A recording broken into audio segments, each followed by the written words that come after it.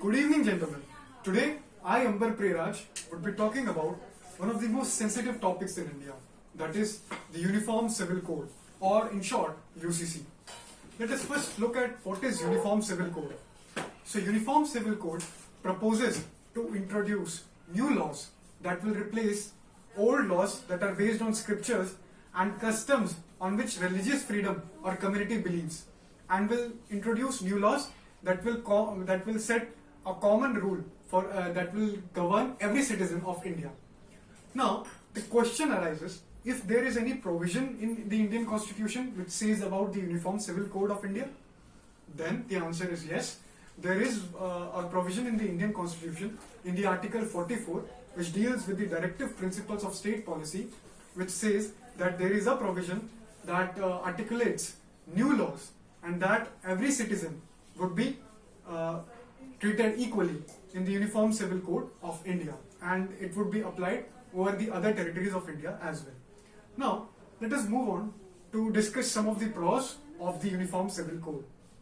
So, one of the major pros of the Uniform Civil Code is that it will lead in integration of the nation. Secondly, today, nowadays, that is, the modern society is based on a belief that is more, modern, democratized, and believes in secularity amongst others. So, it would be beneficial for the nation to adopt such a law. Thirdly, society to be rational, it should believe in equality and should, demoralize all those negative beliefs that are existing, be it of any matter, existing from the caste, gender, or anything. So, Uniform Civil Code promotes gender parity. Now, gentlemen, let's move on to discuss some of the cons of Uniform Civil Code.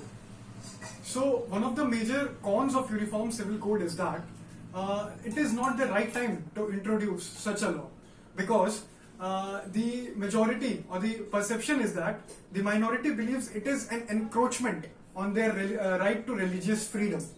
For example, nowadays, saffronization of Indian schools are on the rise.